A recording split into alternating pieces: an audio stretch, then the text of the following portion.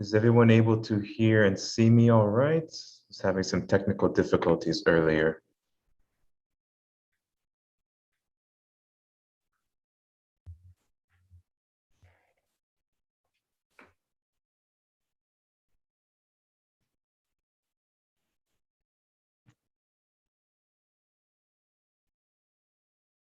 Yes, okay, great. Thank you, Lisa. Let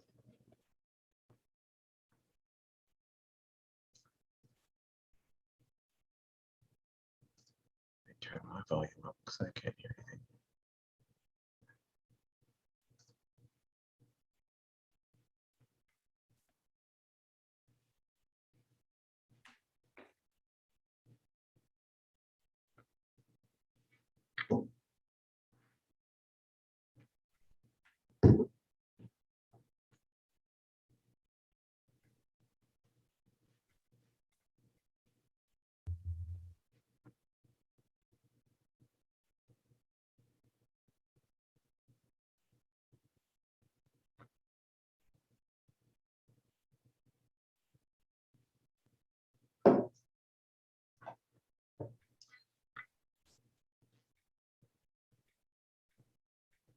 All right.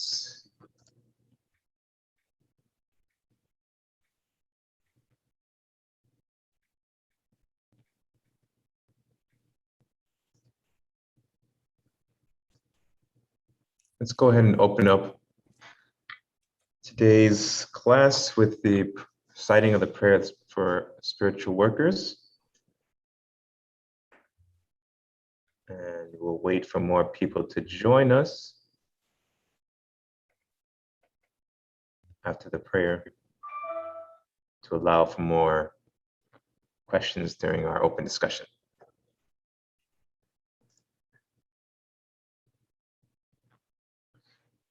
Prayer for spiritual workers.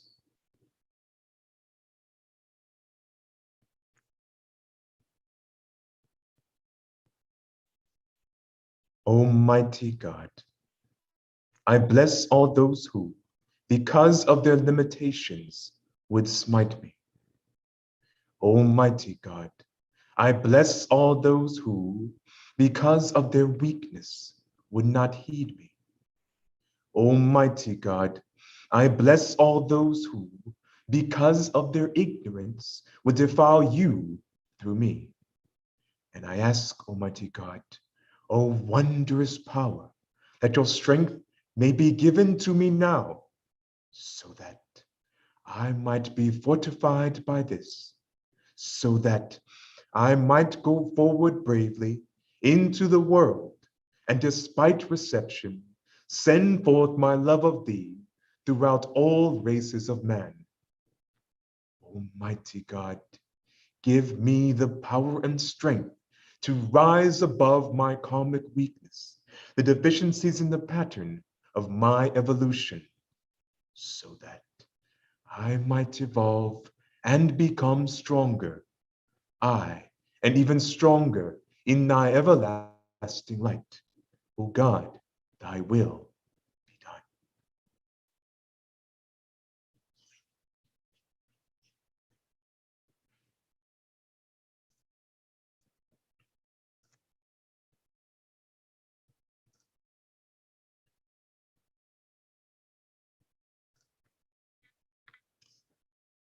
All right, everyone, welcome to another open discussion and various topics. I apologize for the last 2 weeks. Currently dealing with an ongoing family emergency, which has pulled me away from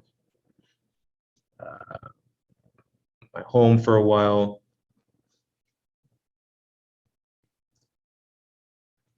And so I wasn't able to host the open discussion classes or the Friday study sessions, but as we work through that, we will resume the study sessions and hopefully continue on with the open Sunday meetings going forward. But despite the break, I hope everyone is well and has had a chance to review not only the materials we've been covering in these study sessions, but also some of the previous notes and classes that we have accumulated throughout the years of our Sunday study group. So to open up the floor for any questions, for any comments. And I don't have anything prepared for today, so we'll just have an open discussion and see where that takes us. Do we have any questions, any comments?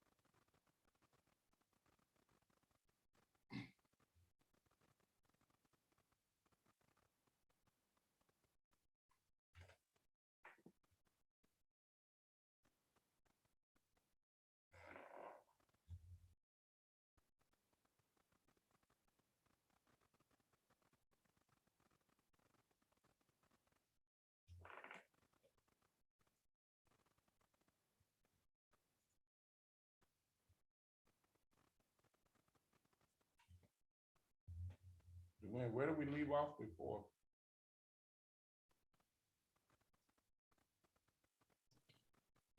I believe midway through chapter 9, or starting chapter 9.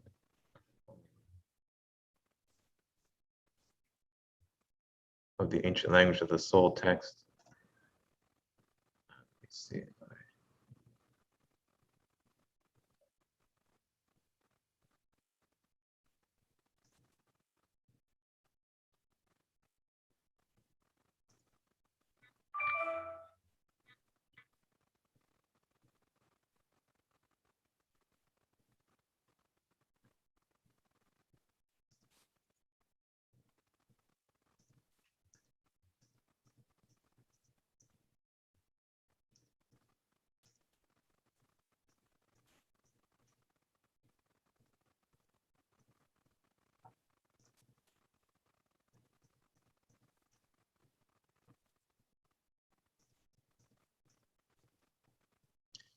We're going through chapter 9. We stopped before getting to the human chakra system.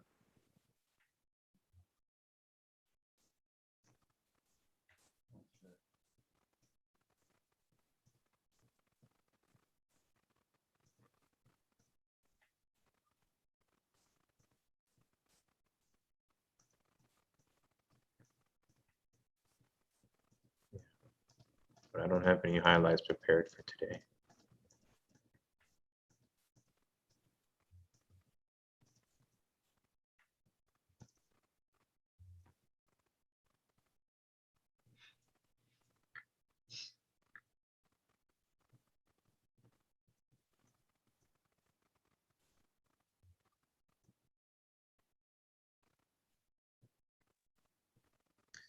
Sure, Kumar. It's an open discussion. So any questions that you may have metaphysically related, we'll be glad to answer those for you. They don't have to necessarily pertain to the material that we're looking at in the text, Ancient Language of the Soul. So any questions that you may have, feel free to ask.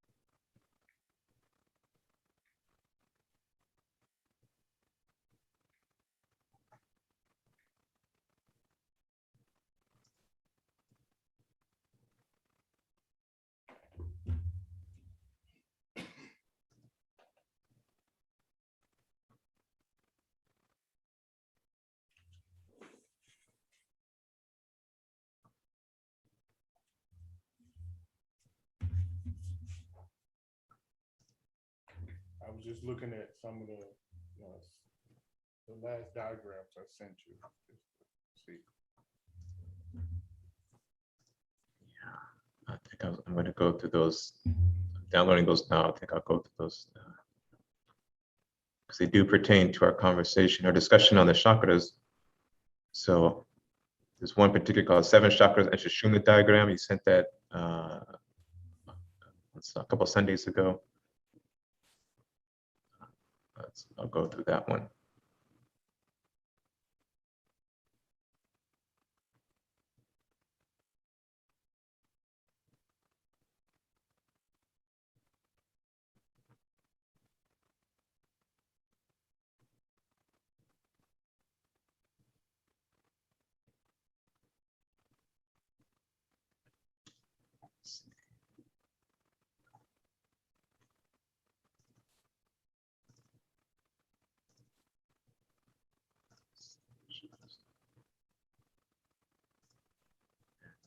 Softer bodies. Let's do that one. This other one. Oh, I did say I wanted to cover this, the senses of man. And I remember.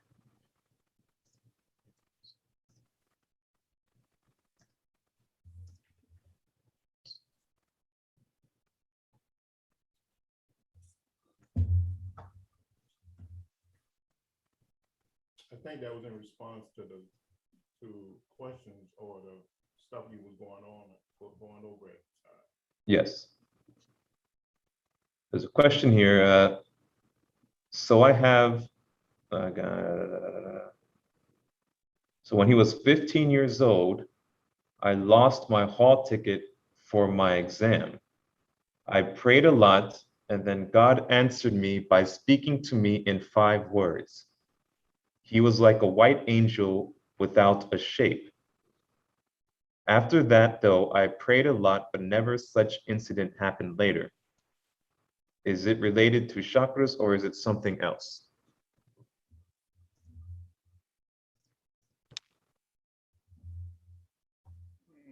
What he means by related to chakras?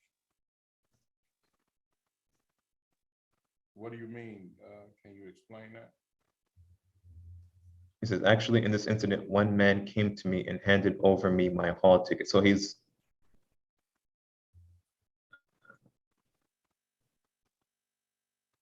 asking about this incident where he prayed and he received 5 words in response, and he saw a vision of that was like a white angel but without a shape.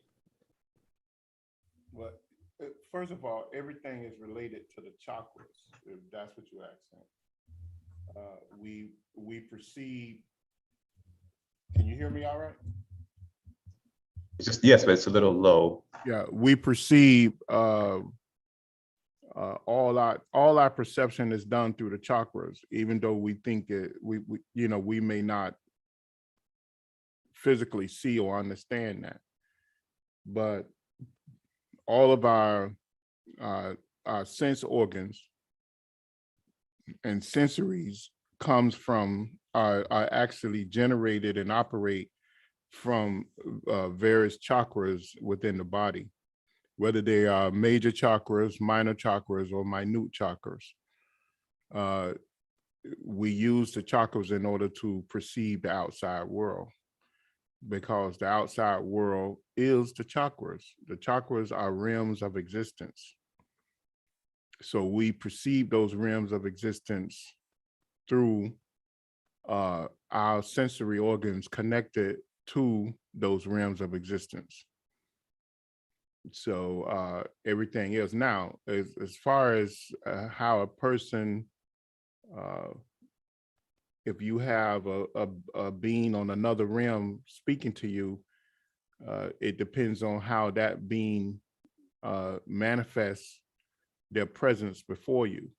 A being can manifest their presence before you in the mental world, or they can manifest their presence to you in the astral world, or they can manifest their presence to you in the etheric world. And it depends on what type of body they want to take on. A very advanced person, they can be sitting somewhere and they can communicate to someone through a mental apparition, 1,000, 2,000, 15,000 miles away. They can appear in a cloud-like form, in a voice-like form, or a light-like form, or they can manifest a shade of themselves and speak to you. So that depends on the person who's speaking to you. I hope that answers your question.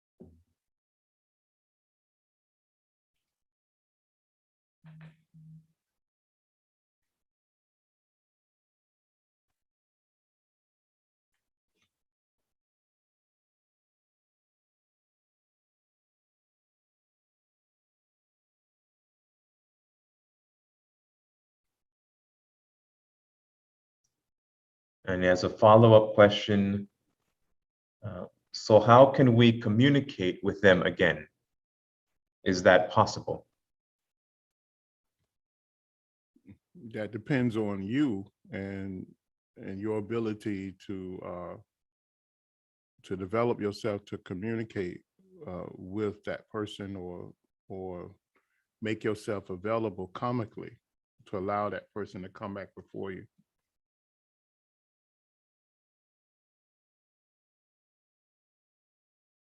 You know, all the Bibles of the world say that God works through man.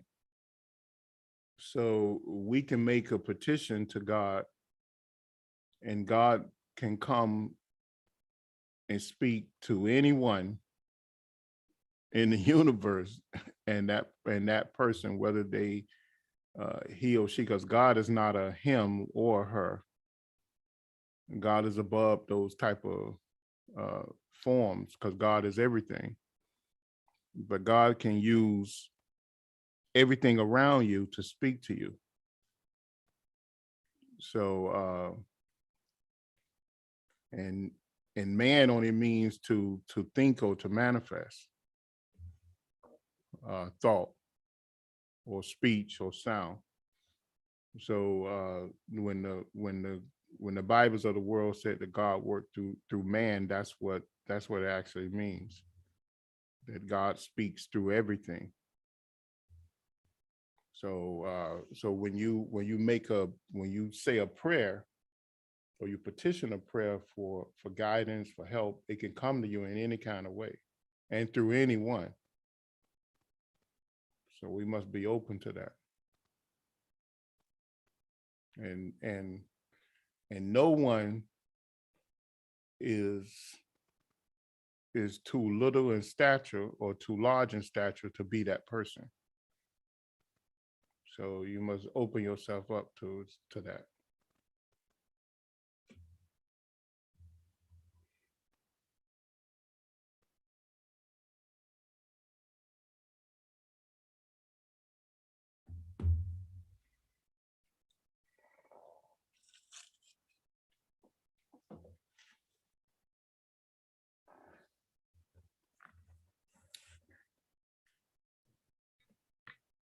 And there's more questions. Is there a process for that to make ourselves available? Because at that time, all I did was a prayer for 3 hours.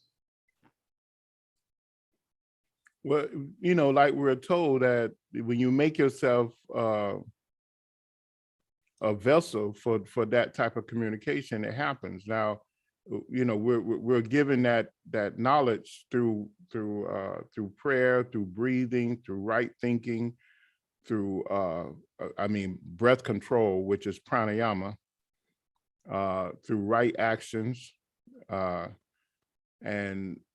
through mantra, the highest form of prayer, and just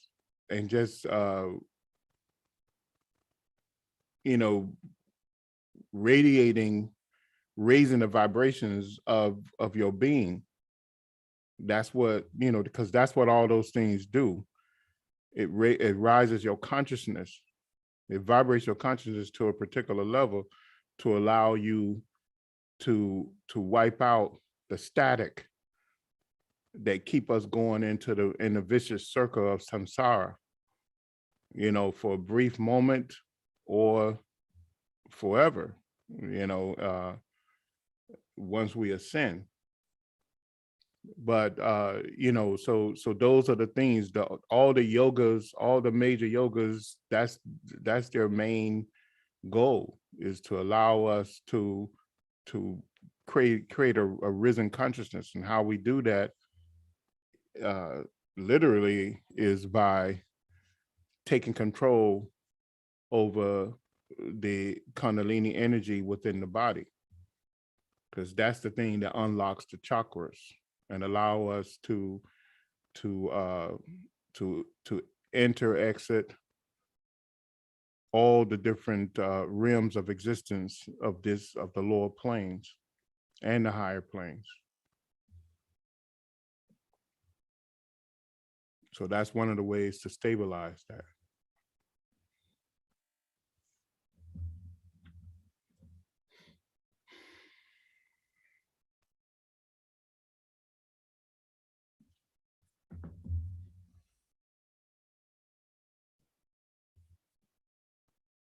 Another question, how can you differentiate between getting answers from your higher consciousness or a spirit guide?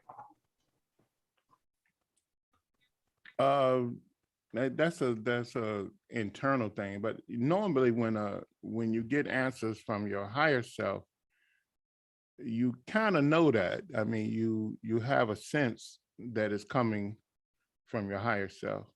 At least that's been in my experience. When it's someone else, then you also have an experience too. When I was a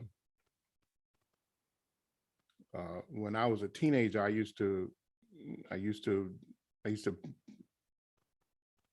chant mantra and do yoga for 6 to 7 hours a day, and I had an experience similar to what this person was saying, that where a being manifested in front of me, but they did not take on the form of a body. They took on the form of a whitish orange type light, and they communicated to me a voice, and and thought forms came from that. So I know that wasn't my higher self. I know that wasn't coming from me. Now I had other times when my higher self spoke to me, but it actually lifted me up out of the body and and and spoke to me in the third person, but I knew it was me. I know it was my higher self. So you kind of know that, you know, that's the best way I can explain it.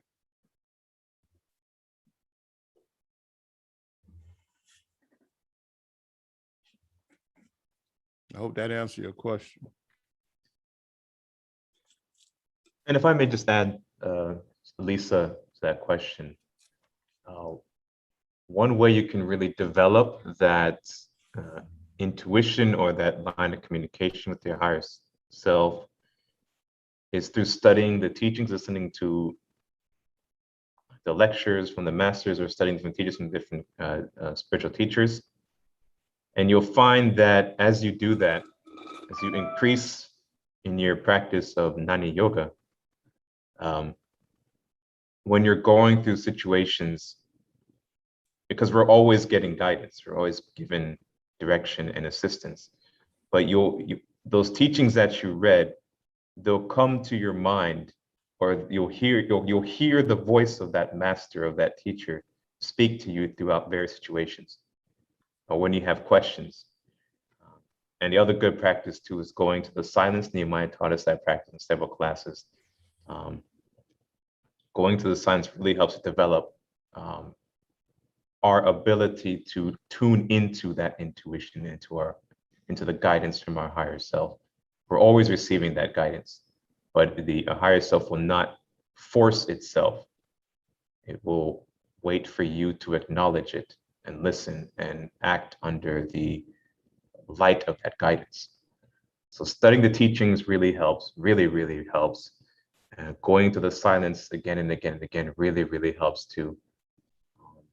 At least that's what I found.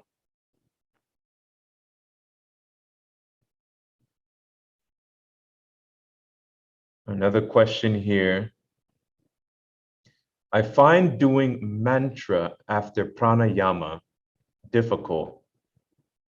The throat/voice is croaky. Is this normal, or am I holding the breath in the wrong way in pranayama? Yeah, I never personally experienced that. You should sometimes have a little water next to you while moving from one thing to the next. It can kind of wet the throat when you're doing long sessions of mantra or pranayama.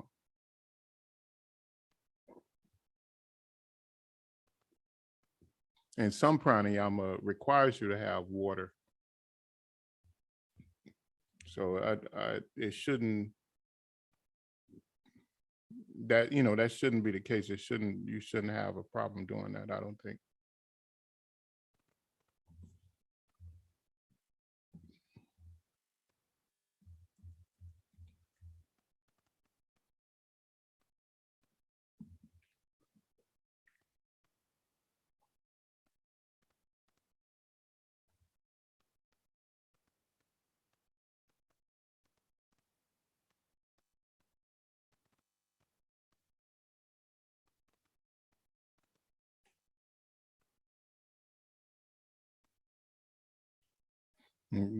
What type of pranayama?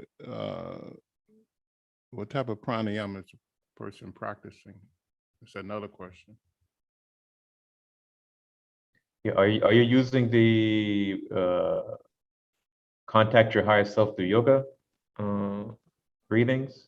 I believe it's Jack. I'm not sure.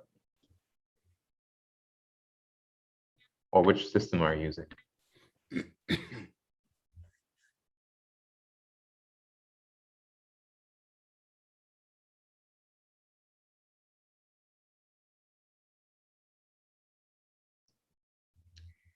So yes, the exercises from Dr. King, so that contact your higher self.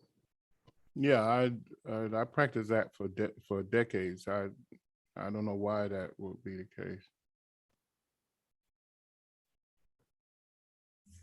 Yeah, I actually find it easier to go into mantra after. Yeah. Yeah, I would go back over what you're doing and make sure you're doing it properly. Jack, there is a DVD album. I don't know if they're still selling it under Contact Your Higher Self to Yoga. Those practices were re-released under the Realize Your Inner Potential book. And they also have an accompanying DVD. And in that DVD, they illustrate all the practices in the Realizing Potential book, and that the Theater Society partakes in. I don't know if they're still selling that or if they've uploaded it into a file, to a video file you can download and purchase. But if you can find that, that'll help. And also in our Mystic Practices series, I don't know if we demonstrated the breathing. I don't think we did. I don't think we demonstrated the breathing practices. But Nimai does go into tips and describes the practice in detail, as well as the mudra used for counting the breath. He goes into a complete breath. You can also look back at our classes on Yogi Ramacharaka's book, The Science of Breath. There's a lot of information on pranayama. So there are many resources there that you can that are available that you can use to help you with your practice.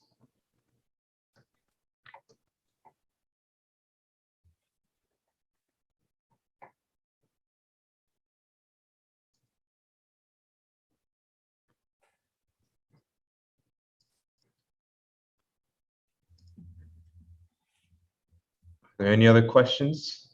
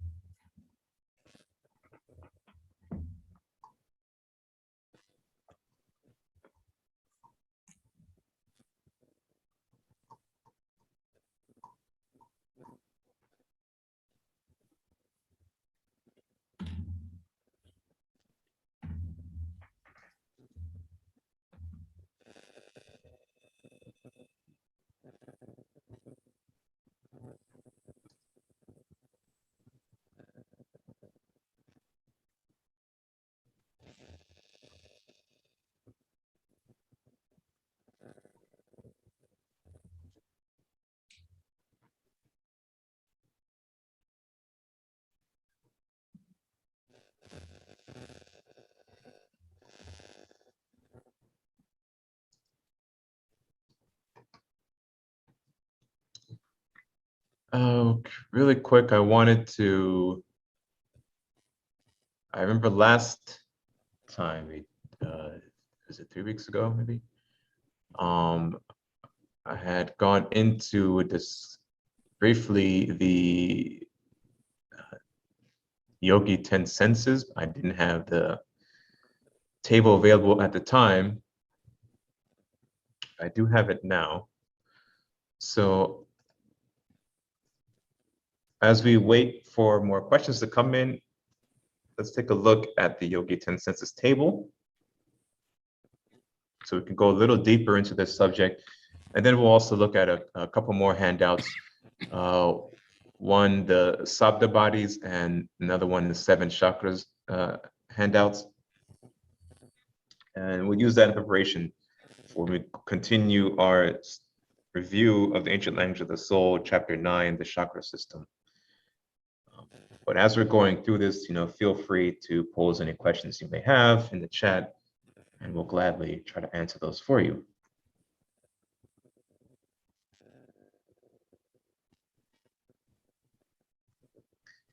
Another question here. I've also been doing pranayama for 32 minutes at the same time every day, but also sometime extra pranayama in the daytime, does this negate the benefits? No, it shouldn't negate the benefits. Why would they think that? No.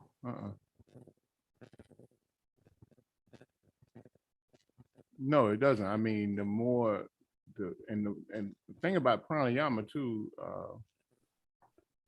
let's say if you can only do it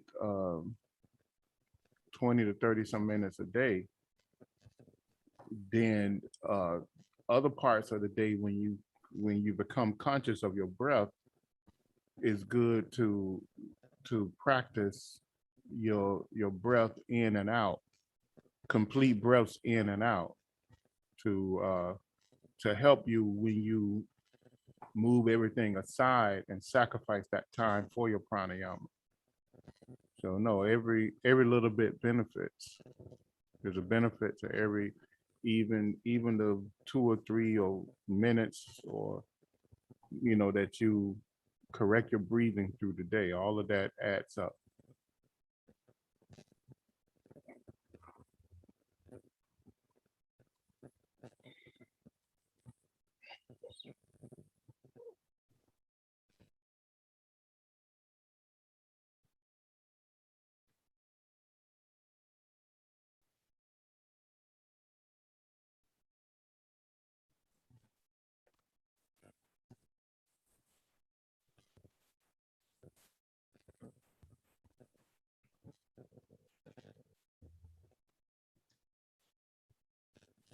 Is this the latest one I sent you, Dwayne? Yes, this is, am I muted? No, okay, this is the one that you emailed October 20 something. It was a couple Sundays ago. All right.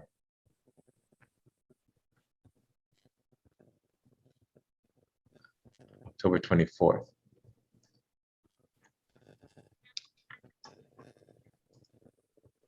right, so let's take a look here. Let me zoom in a bit more. That's better. So first, we'll begin with the 5 senses that we're all most familiar with.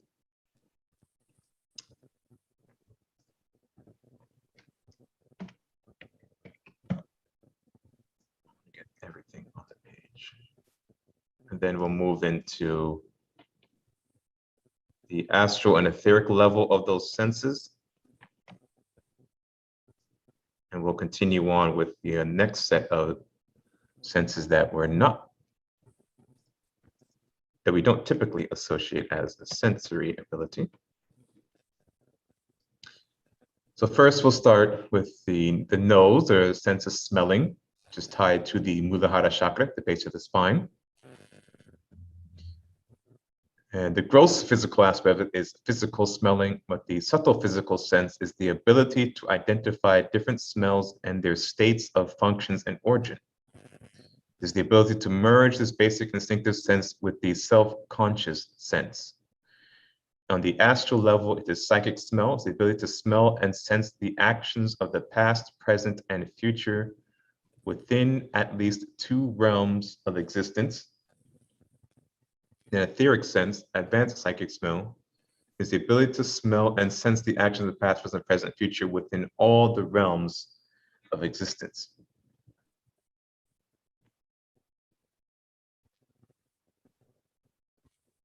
So Nehemiah, would it be correct to say that the difference in the physical, astral, and etheric level is just the realms on which those senses are activating upon, or that we're consciously aware of the senses acting upon? What, for the physical part of it? Yeah, so the difference between like the physical, astral, and etheric level of the senses is just the realms at which they're activating, the realms at which they're working upon, and our ability to recognize it. In a sense, yes, and but you got to see, because a dog is living on the physical realm, and the dog sense stuff, but the dog doesn't sense those things consciously. Mm-hmm. The dog sense them instinctively, and is driven by passion or desire. But in the human In the human consciousness, it becomes a self-conscious thing. And that's one of the main difference, is that you sniff it and you smell something and you can react to that in a self-conscious level of existence, which when you move to the astral senses on the physical plane, you merge your physical sense with the astral senses, and now you can sense things on multiple levels of existence. Mhm. And still apply it to your conscious mind.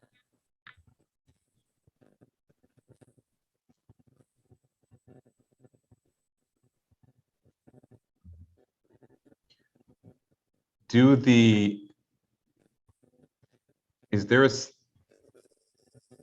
what's the question? Is there a similarity between all the levels? Like, so for example, if on the physical level, I smell something that just smells terrible, bad, like something that's rotting, will it also have a terrible smell on the physical and etheric levels, or could the smell be different or be perceived differently on those levels?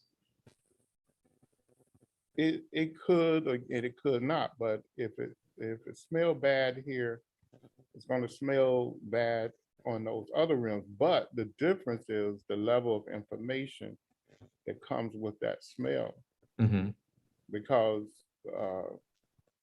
for instance, me being a vegetarian, uh, because of my sense of consciousness and my experience, when someone smell, like a lot of people like waking up to the smell of bacon.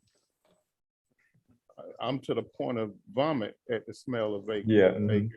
So it depends on that person's level of of, uh, of experience and information about that particular thing.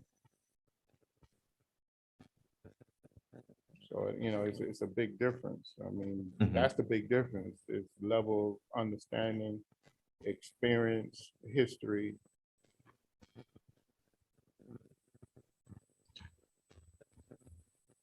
And so next we have the tongue. It is taste, which is tied to the Svadhisthana chakra, or the sex center, responsible for physical taste. And so the subtle sense of taste will give man the ability to identify the ingredient food by taste. The subtle power of this sense is the ability to raise above basic cravings. And then on the psychic and advanced psychic, taste is the ability to the power over physical and astral manifestation on the psychic sense, and the advanced psychic takes the ability to level consciousness in two realms of existence. The eyes, we have sight, which is tied to the Manipura chakra, solar plexus center, governing physical vision. And there's the detailed and precise vision into the present and past situations, the ability to detect objects unseen on the physical plane. So that's the subtle physical sense. The psychic vision on the astral level is the ability to see past and present and future within two realms of existence. On the etheric realm is the ability to see past and present and future on all the realms of existence. Then skin, or physical touch, tied to the anahata, or the heart center. And it's the subtle sense of touch allows man to examine an object through touch using all other senses. Psychic touch, the ability to perceive things while moving through the astral realms. And on the etheric, it's the same thing, but on the etheric level for the advanced psychic touch. And then the ears, which is physical hearing tied to the Vishuddha chakra, or the throat center. And detailed and precise hearing on the physical and subtle planes with the ability of great recall and clarity. The ability to shift your consciousness from one level to the next by heightening your ability of hearing or decreasing it with the power of concentration. Psychic hearing is the ability to hear the sounds of the past, present, and future within at least 2 realms of existence. And advanced psychic hearing is the ability to hear the sounds that was initiated from the formation of mind and prana that create the actions of past, present, and future on all the realms of existence.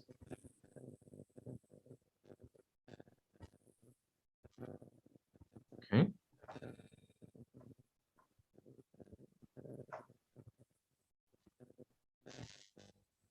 Next, we'll move into the next set of senses.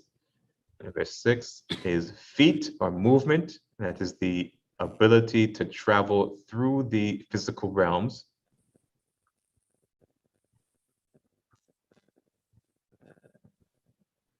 On the subtle physical senses, the ability to move swiftly and with precision and detail. The astral level, a sense of location and awareness of where you are.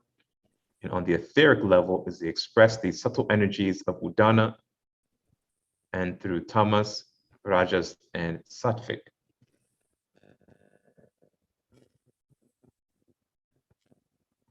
And if you guys have any questions about what we're looking at, feel free to ask them in the chat and try to answer those for you. We have number 7, the anus, the excretion, and that is the control over waste, limitation of the body. A subtle physical sense is the manifestation of the power of self-consciousness and the only creative faculty giving to man, which is imagination. And the astral level is the awakening of basic consciousness, which is the conscious mind and unconscious states of mind. And the etheric level expresses the subtle energies of Vyana that radiates throughout the whole body on several realms as a life-sustaining force.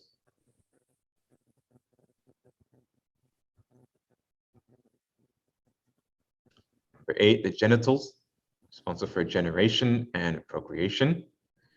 On the subtle physical sense, it is control over procreation, the ability of self-consciousness to give you the ability to access past experience, which shows you a natural pattern of the divine law that gives you control, yama. On the astral level, it is the realm of the subconscious mind, the formation of the samskara energy signatures.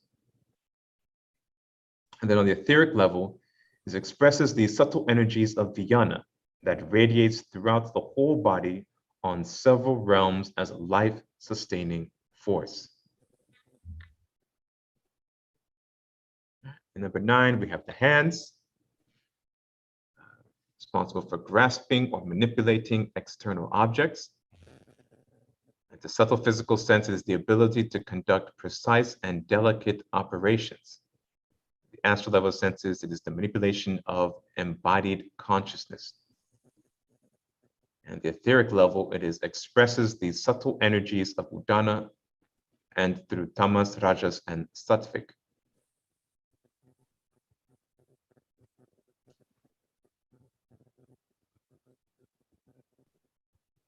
And then number 10, we have the voice, responsible for speech, or physical communication.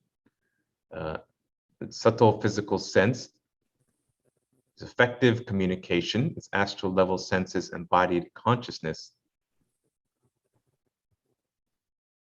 And etheric level sense is a projected subtle expression of Kundalini from the etheric realm.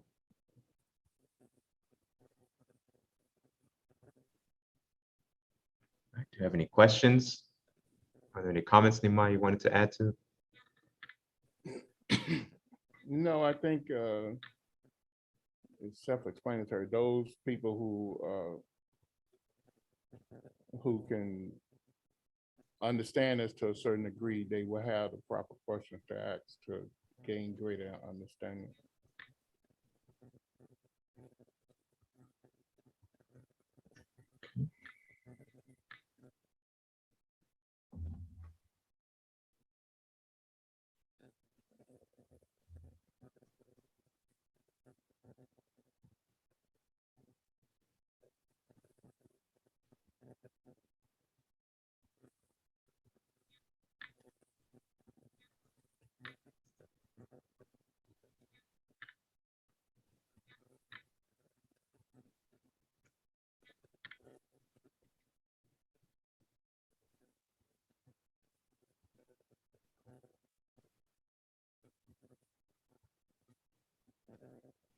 So for the feet and hands, since udana flows through the extremities, so on the etheric level, they're both, the description there expresses the subtle energies of udana there.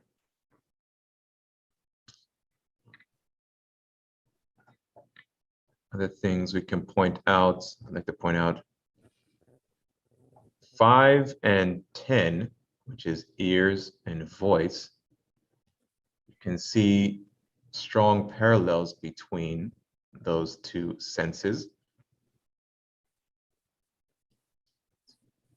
specifically on the subtle psychic and advanced psychic levels.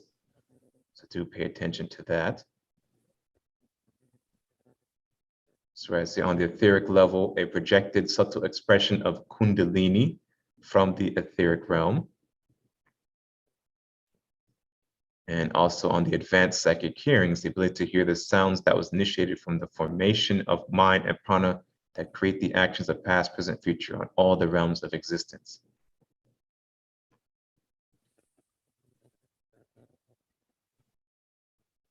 Another thing I want to point out is number 6 here, the feet.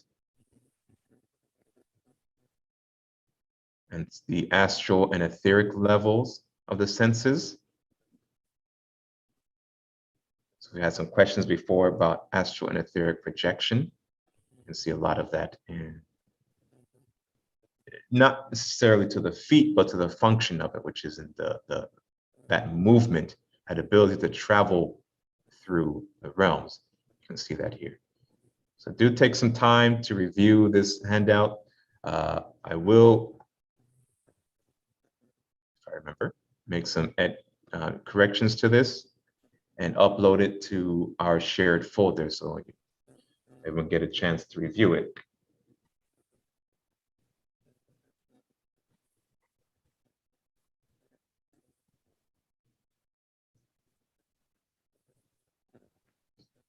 If there's no questions here, let's move on to the next one, the Sabda bodies. And this, again, this is picking up on our discussion or enhancing our discussion from last class. We're looking at the first 2 sections of chapter 9. We finished chapter 8 and that first section of chapter 9. And so also help us as we can continue on in chapter 9, a review, as well as to the rest of the text, ancient language of the soul. So the chakra analysis, the foundation of Sabda sound bodies or embodied consciousness.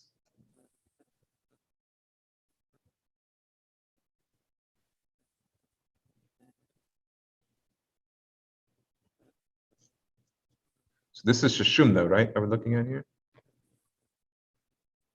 Yeah, the line that's going between it.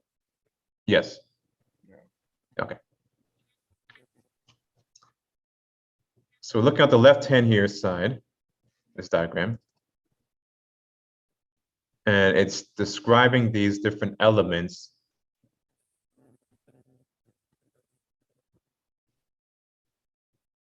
Let's look at these dotted lines. So these are the nadis that travels in, through, and out of the chakra petals.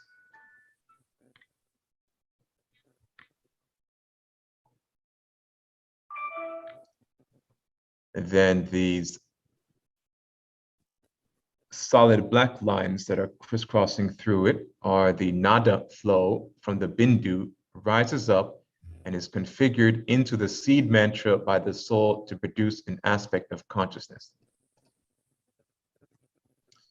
Then the black dust on the outside of the chakra disc represents the chakra petals or bijas, which are seed mantras. It is here where consciousness is calibrated.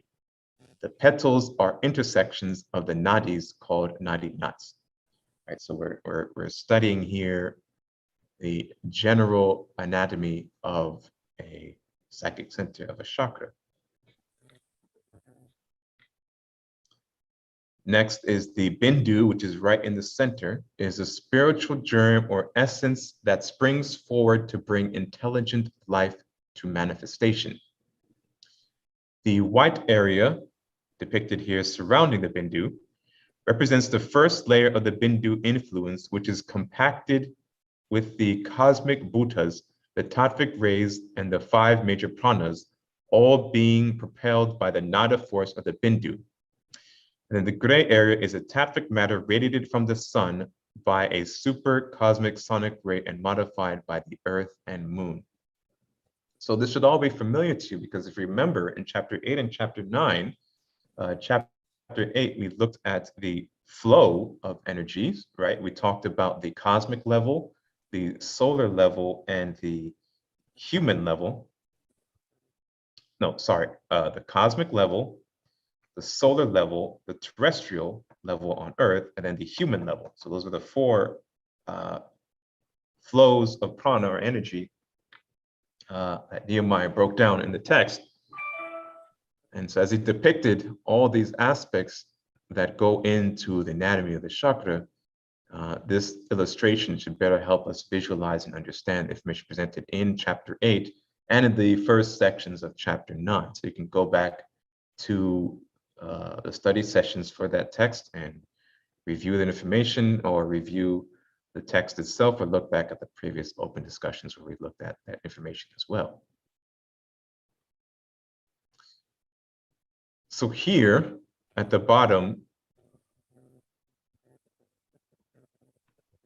it's only 6 points, but it's volumes said about this. It talks about involution and the evolutionary steps, where you have the bindus, then involves the chakra system, and the bijas, the petals, the nadi system, and then finally kundalini. And then the evolutionary cycle is going back up, awakening that full kundalini, raising it up, sushumna, draining it from the nadi systems, raising it up, and the chakras, bijas system, and then the bindus. Let's look at the illustration on the right-hand side, where again, that same involution and evolution is depicted in the respective arrows, but now it is illustrated against the auric body and given more definition in these centers. So starting from the top, we have the command center, the Christ center, and the throat center is responsible for the manifestation of life through the 4th aspect of consciousness, physical realm. At the heart center is the organization and utilization of the mind and vital energy to house intelligent life. So in there is a clue as to why we employ the heart center in the projection and radiation of energy, particularly in prayer. Solar plexus center is the major intake, exchange, and transference of power. The sex center, the seat of self-consciousness. And at the base of the spine is the formation of self-consciousness.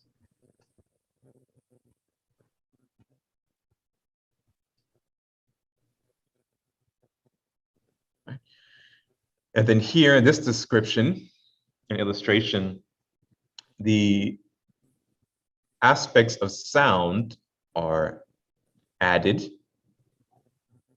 and attributed to the respective centers to give us a better idea. So let's look at the 4 aspects of creation here on the left, and then the 4 aspects of sound on the right, and then we'll come back to this illustration and tie it together. 4 aspects of creation. In the late 1950s, Dr. George King, a Western yogi master, had a physical contact with a cosmic being reportedly from the planet Mars, with the code name Mars Sector 8 in England. This avatar laid out in simple terms the average state of consciousness of an individual living on Mars, one of the planets of our solar system with advanced interplanetary existence. He explained that they live on the highest planes of existence, which is the etheric realms of their planets. Now, this is important here because every time Nehemiah talks about the chakras, he always makes a point of describing them as realms of existence, right? As you raise your consciousness and evolve, follow this here, it's this higher and higher and higher, you exist on higher and higher levels of consciousness, or your consciousness is expressed on higher and higher realms of existence.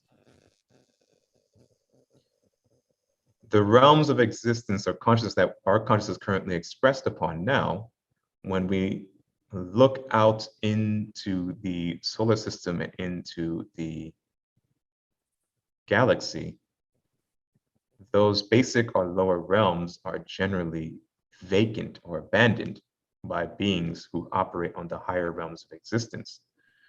So when we, for example, look at Mars through where our consciousness operates, the sex center and the base of the spine center, the planet appears barren and vacant. But most of the planets, if you study further the teachings of the Dear Society and also the Philosophical Society, Manuel Vatsky and so forth, you'll see that the planets are not vacant, but are inhabited on the higher planes of existence. And if we were able to view them on those higher realms, we would see that. Let's continue. Every intelligence exists as a twin soul, one with a primary positive male configured consciousness, and another with negative female configured consciousness, all called by the avatar aspect number 1, twin soul. More information about the 4 aspects, Dr. George King gives a lecture entitled 4 Aspects of Creation, which is very good. I highly recommend it. And I believe one of the cosmic voices, the actual conversation Dr. George King had is transcribed there. I don't know the exact cosmic voice, but if you listen to the lecture, he refers back to it. Nehemiah also gives lessons on the 4 aspects of creation. So you can go back and review that as well. There's other handouts too, where he goes into very good detail and illustrations of it. But I'd highly recommend that lecture, The 4 Aspects of Creation by Dr. George King. The Realms of the Masters as well. And Life After Death, The Realms After Death and Life Realms of the Masters is 2-part lectures. And look back at the lectures that Nehemiah gave with them also. Now, this first aspect creates the second aspect to move through the subtle realms of the prospective planets, gaining experience and doing a particular job. Now, if the avatar's intelligence wants to travel outside the planet, a third aspect is created to make that interstellar journey. Then when the avatar's intelligence has a mission to help a lower race of people on another planet, a 4th aspect is created to be incarnate within their life cycle for duration of time.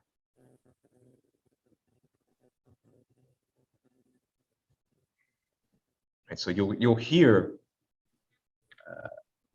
Nehemiah in previous lectures talk about that we are 4th aspect beings, us on Earth right now. This is what he's referring to. And he's going over the information quickly in this diagram. But again, I'd have to refer you to look back at the lectures that Nehemiah gave on the 4 aspects, the lecture that Dr. George King gave on the 4 aspects, and to actually read the mental communication Dr. George King had with Mars Sector 8 regarding it. It goes into a lot of great information on it. It really helps you to understand the information better. Oh, here we go. More information on the subject can be found on the Dear Society lectures, audio series of Dr. King called The Four Aspects of Creation, an article that records the whole event of the contact Mars Sector 8 on that cold, wet night in England, written in the Cosmic Voice volumes published by Dear Society. All this can be found around Dear Society website. Okay, well, there you go. And now look at the four states of sound. Hold on, questions here.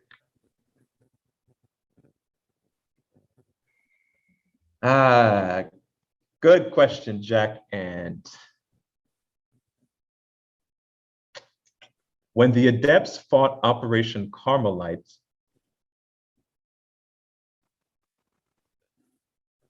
that's been publicly released, so I think we can talk about that. When the adepts fought Operation Carmelite in projected form, were they in their first aspect? No. No, they wasn't. It would have been a lot easier on them if it were. It would have been a much shorter mission if it were. Yeah, they were still in their fourth aspect. That's what made that Carmelite possible.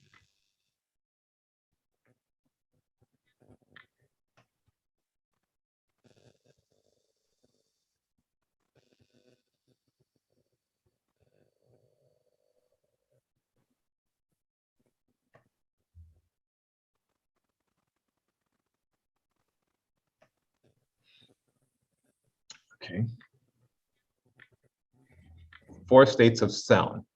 Within the ancient teachings of yoga, there is the science of sound, or mantra sastra, which sheds some light on the formation of man's consciousness and its levels of operation. A study of this ancient science will help the student to begin understanding the teachings, the four aspects of creation, delivered to the world by Dr. George King after his physical contact with Mars Sector 8. The Earthman's consciousness on the physical and subtle planes of existence requires a manifestation of four distinct states of sound from the soul's vehicle of consciousness, known as Kundalini. Excuse me. The soul of man, at the express will of the spirit, pushes the Shakti power down Sushumna into a 3.5 knot called Kundalini, which reveals its essence, Shiva, by moving into a dormant state and releasing a creative holy sound that manifests itself with four distinct sounds that produces 1, the various states of consciousness, 2, pranic positions, and 3, levels of operations. The four states of sound are known as para sound. This is the supreme sound as a pure potentiality in the divine will of the absolute, arising from the union of Shiva and Shakti. Number 2, pasyanti sound. This is the visible sound of the mental images prior to thought. This is the sound that arises from the subtle level of sound. It graduates from the first state of sound into the power of consciousness that forms the mental images prior to thought.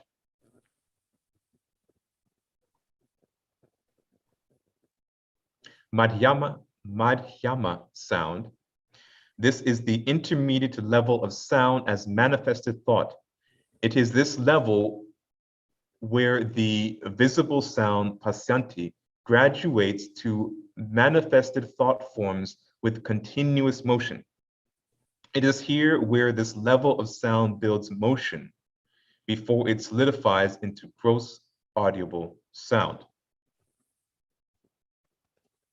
And then finally, Vaikari sound.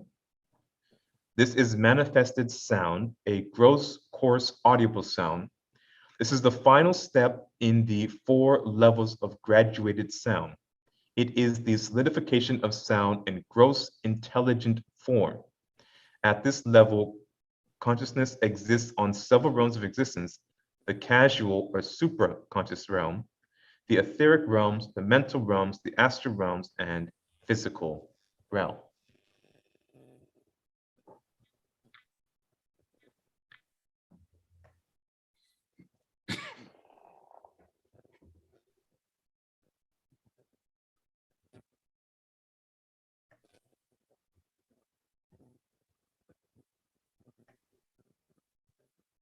Okay.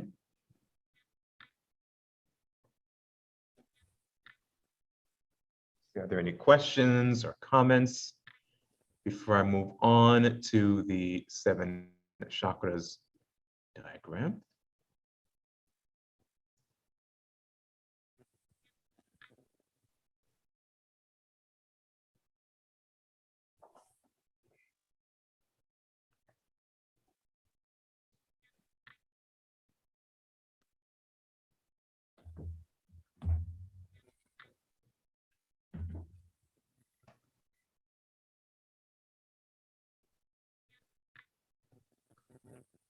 All right, there are no questions.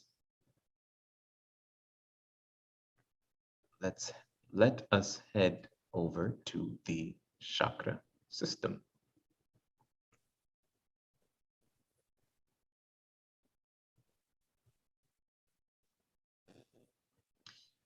Now, this diagram should be familiar to everyone. But what I wanted to point out on the right-hand side,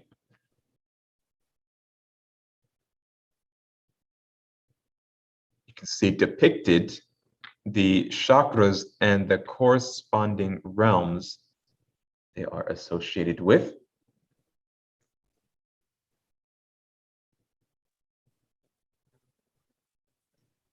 You can see the 7 lower astral realms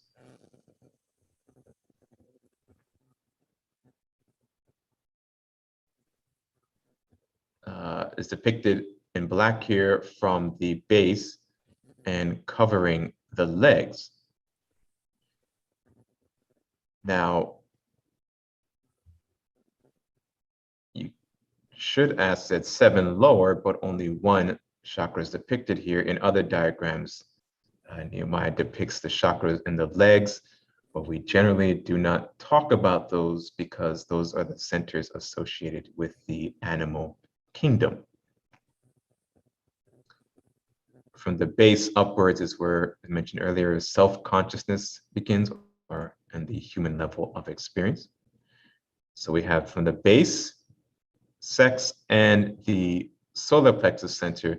These are the 3 basic and general astral realms of existence where, and it is in the basic and the lower realms where the vast majority of humanity's consciousness expresses itself or exists, unfortunately. Then when you go from the heart center upwards, you have the higher etheric realms. Then we have the crown chakra. Now there are many centers within the crown chakra and even centers above that.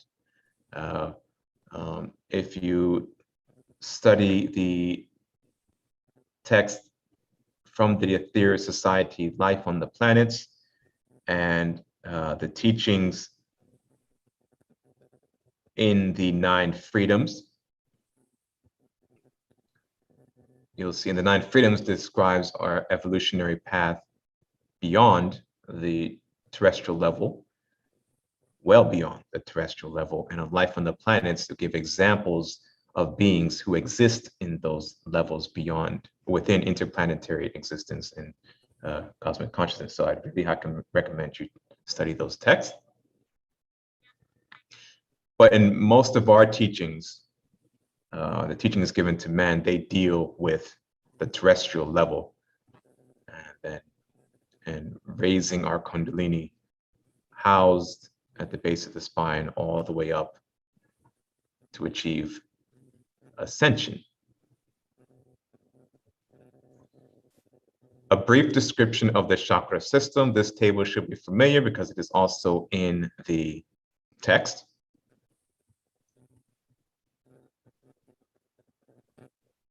The main components of the chakra system are a series of sound vibrations of different frequencies.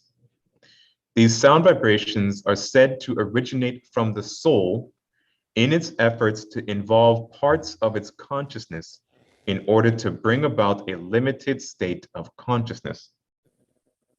The soul projects a perpetual sound vibration, the spoken word, that sets in motion a series of modifications on the universal mind substance and cosmic energies that formulates various vehicles that it works through on several realms of existence to gain its karmic experiences on the physical mental realms, the astral mental realms, and the etheric mental realms.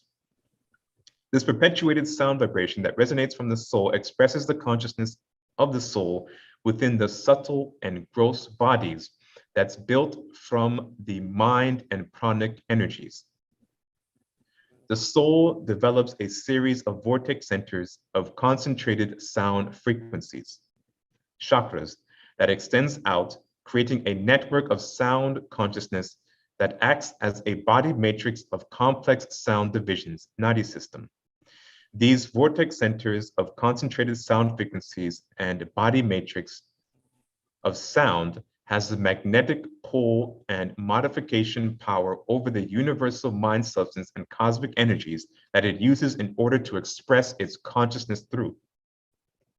This is the Sabda body, sound body, that stands behind all living things. That is the consciousness of all living things. Within this Sabda body, there are chakras, bindus, bijas, the chakra petals, the nadic system, and the kundalini. This is the core consciousness of any being here on our earth. All right, so we just looked at the Sabda bodies. So here in this paragraph, Nehemiah brings it all together, connects all those dots, and drives it home for us. Did that cover this part?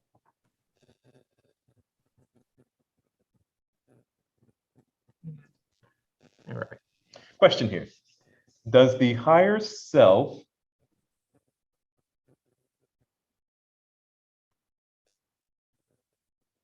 does the higher self reside in a ball above the top of the head? He's referring to the golden sphere. Or is this symbolic? When we do the practice of the presence, we send energy there.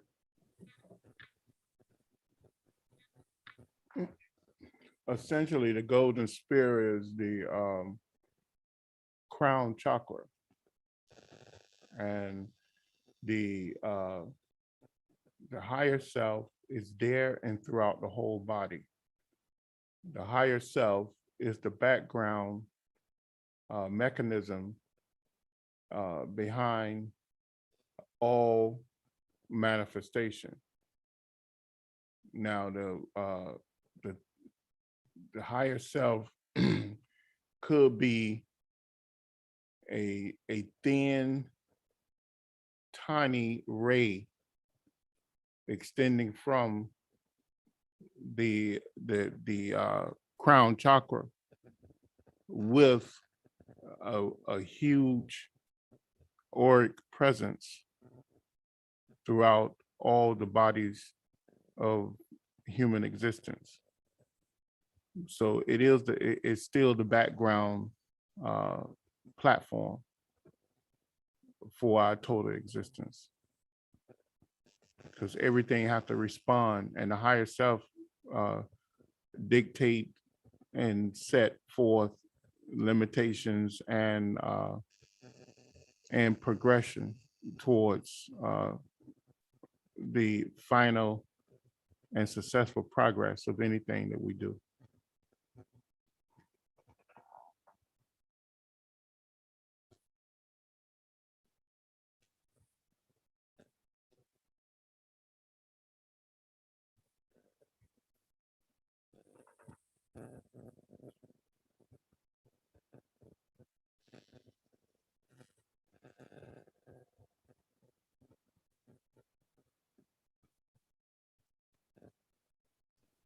Any more questions?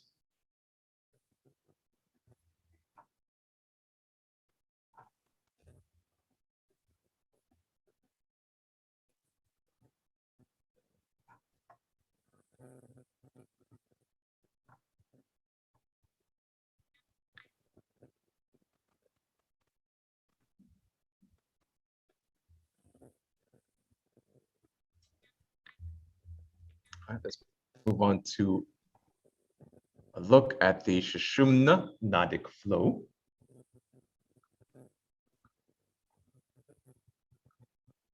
So on the illustration to the left, we have a depiction of the Sushumna, the layers of Sushumna. The first layer is Sushumna Nadi, and followed by the Vajra Nadi, and the Charitra Nadi, and then the inner tube is the Brahma Nadi. And here we have this Sushumna Nadic flow of energy carries a Shakti quality of the preservational forces of all cosmic energies. The Sushumna Nadic line of force holds consciousness in manifestation on several planes, lokas of existence, and allows man to gain countless lifetimes of valuable experience. It is said that the Sushumna Nadi has 3 inner channels that seem to compress all the qualities of Shakti force and the Nadic and chakra system into one minute channel that pushes upward and forward, opening the major chakras and giving tremendous power over the cosmic energies and mind energies, placing man's conscious awareness on a supra-conscious level. The first layer of the Nadic vibrations within the Sushumna Nadi is called Vajra Nadi, a conduit inside the central channel that extends from the genital region to the head region. The Vajra is described as a hard substance like diamonds, hard but lustrous, with the light and power of thunderbolts. It is said that this layer of Sushumna Nadis, the Vajra Nadi, is the place where the sexual energy ojas connects with the brain. Ojas is the highest form of base physical manifested energy in the human body, which is a concentrated form of semen. All right. We'll come back to this illustration of the Nadi after we finish reading the, layers. The second inner layer of Sushumna Nadi is called Charitra Nadi. I know I'm saying that wrong. The configuration of this Charitra Nadic force is of a sattvic quality, a pure Shakti force or fire, Agni, Sun, Surya, and Moon, Chandra, at its highest level of equilibrium throughout every level of its channel. These 3 energy configurations are known as the 3 aspects of Sabda Brahma. All right, so you should recognize this term here, Sabda, as we looked at that earlier. Within the Charitra Nadi is the Brahma Nadi, where the pure cosmic energy of evolution flows as the power of Kundalini. It is the Kundalini power that travels through the Brahma Nadi, where all major chakras resides. As the Kundalini power passes through this channel, it opens each chakra that resides along this inner path of the Sushumna's Brahma Nadi that brings man from a limited conscious state to an expanded conscious state. And so back up here, we can see an illustration of how these nadis are layered and their connection to the Kundalini. Even went so far as to include the petals and the letters on those petals at the base of the spine. So we have the top here at the Sushumna Nadi. Then within that,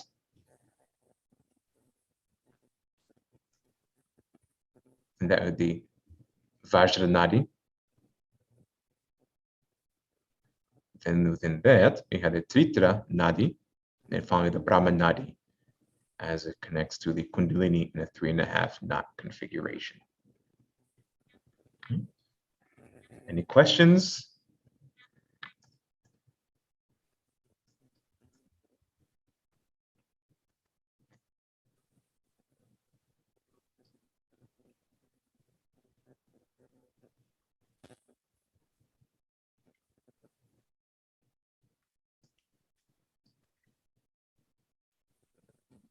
All right. Next, we look at the direction of Kundalini consciousness.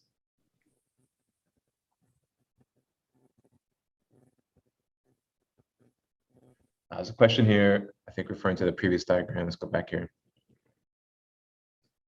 What about the Ida and Pingala nadis?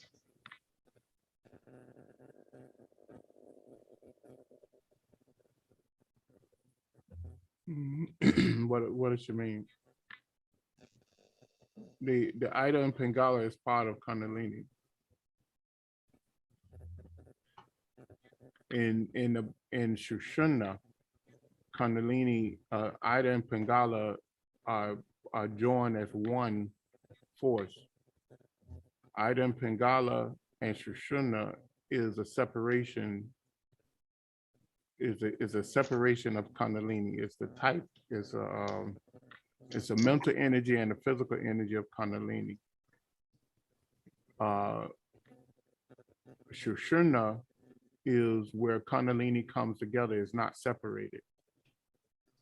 And the three aspects of Shushumna that we're showing here is the housing. It's the protective housing of that sacred power, so that when Shushumna, Ida, and Pingala comes together as the Kundalini force, it's a very powerful Nata Shati force. So it must be protected. And this housing of Shushumna protects that force as it moves up Shushumna, or the Brahmanati within Shushumna. So remember, Ida is an aspect of Kundalini, and Pingala is an aspect of Kundalini. It's Kundalini power separated.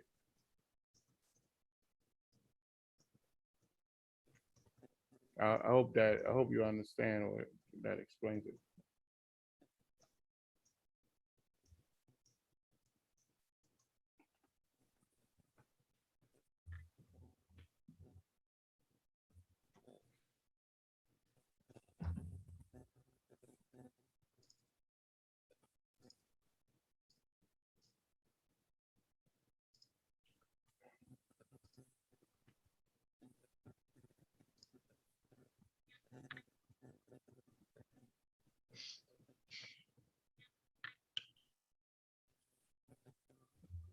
Oh, I have a couple questions here. Oh, okay. Any more questions?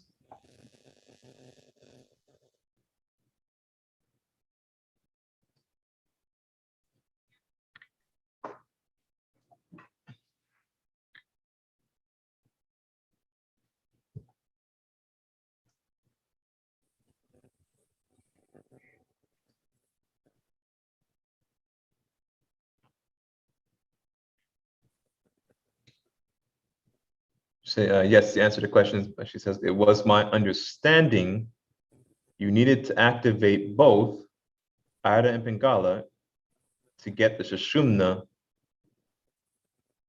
to raise Kundalini. You have to join them back together again. That's where the motion of pranayama, where you breathe in, breathe out, and you draw the Kundalini, the Ida and Pingala in one direction. And that one direction unites the power of Kundalini to allow it to break the door to Sushumna. Because only a stable flow of Kundalini can move through the Brahmanati, of the Brahmanati, the inner core of Sushumna.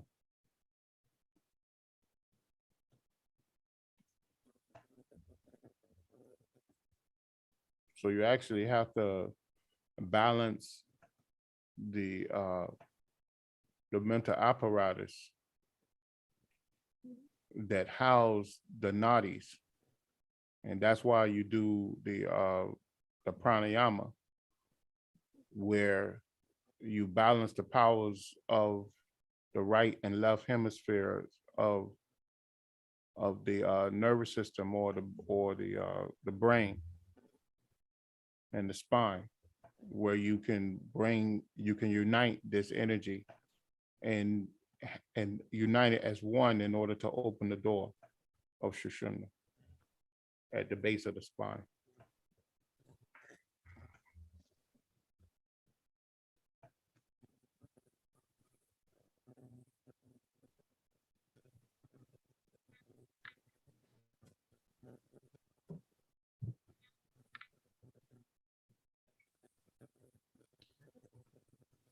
Any more questions?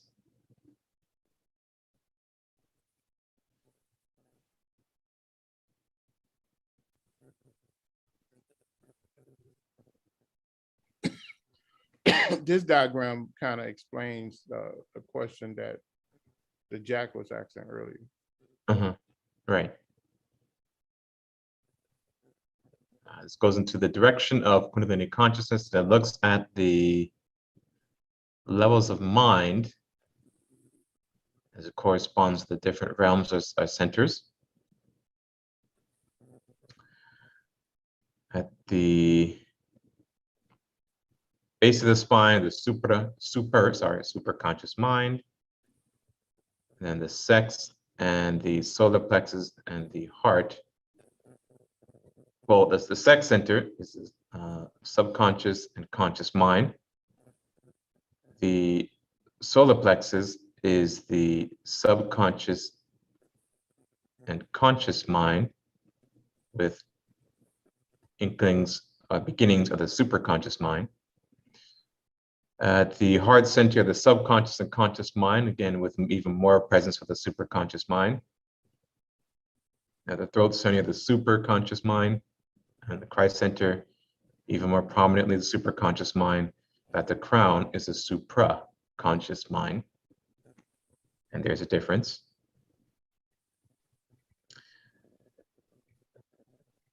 I forgot what these red lines illustrate. You had them on either side of the centers, then you had them projecting outwards from the base and sex, solar plexus, and heart centers. Remember, those were the negative impurity. Oh, okay. Of quality of mind. Mm-hmm.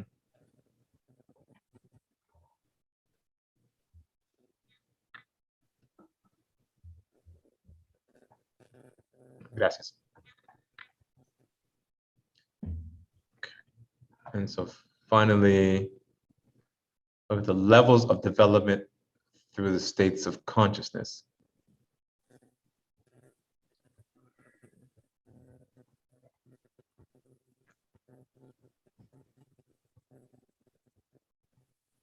So this also goes back to what I was talking about earlier, life on the planets and them expressing themselves on the higher levels of consciousness.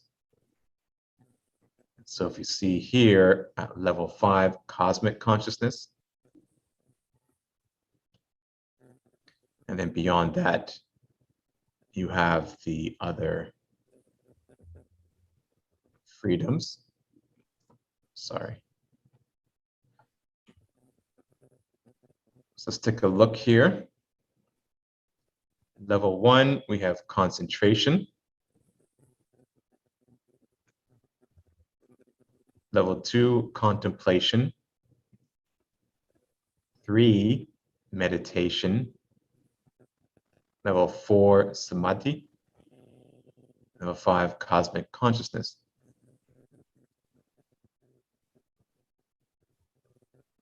Dr. George King has a lecture called Concentration, Contemplation, Meditation, which goes into a detailed explanation of the difference between them.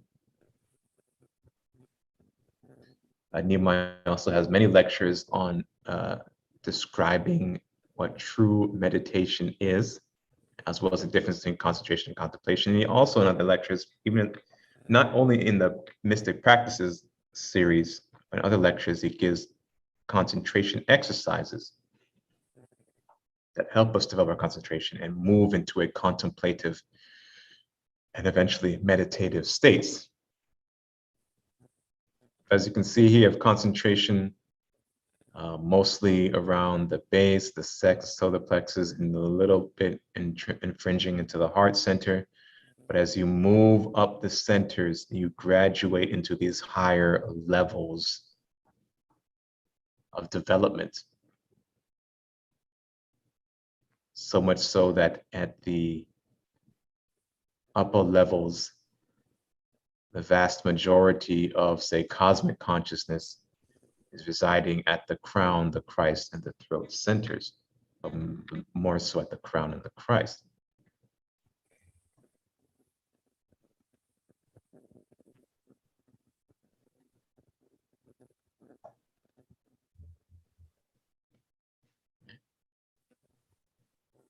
So are there any questions, any comments?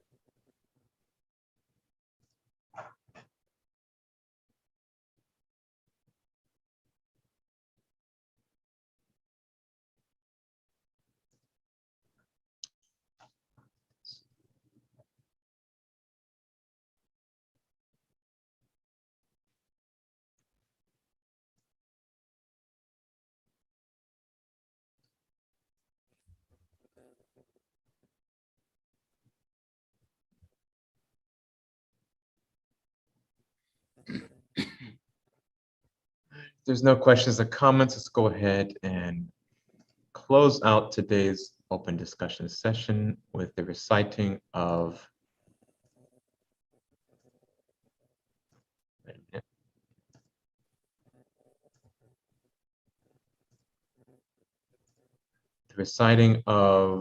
the New Lord's Prayer.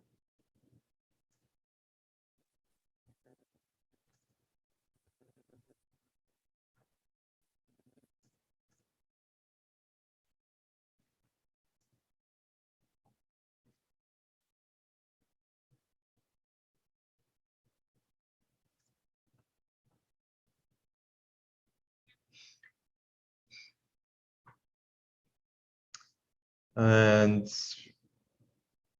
tell everyone to stay tuned to MeetUp and to your email if you're on our email list. So I'm not sure if I'll be back or where I'll be next week, Sunday, or if I'll be able to host the class, but stay tuned, keep a lookout on your email and MeetUp, and if you receive no announcement, then there'll probably be no class, or it'll be hosted in a different way that would allow the class to continue whether or not I am present. But stay tuned for that.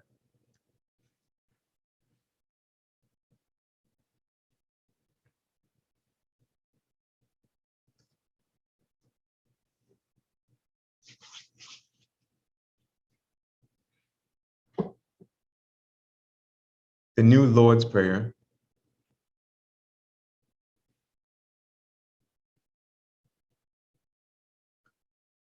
O divine and wondrous Spirit, O everlasting Lord of hosts, Send forth now through me thy great and lasting power. Allow me, Almighty God, the lasting privilege of radiating to all the world thy great love, so that those who suffer may be given the power and energy to rise above their weaknesses. Almighty God, in great humility do I ask you to send forth your power to give to me this great lasting privilege of being a channel, so that my suffering brothers may be helped and guided and healed and lifted into thy light, so that they who know not may look up and in doing so receive to their higher selves your divine counsel. Almighty God, this day have you granted me a divine privilege. I ask you now to give to me the strength so that never again will I turn from my inner vision of you. Oh, great peace, great peace, great peace. In praise of your greatness, O God, doth my soul sing. Granted energy to sing on forever and forever.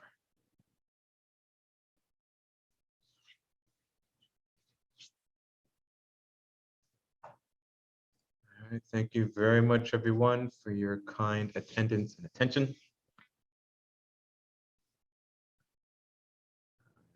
Do take the time to review the classes, the notes, and the material, and prepare for our next open discussion classes so that we can have a engaging discussion and really help all of you in your spiritual development. Thank you again, and we will see you next time.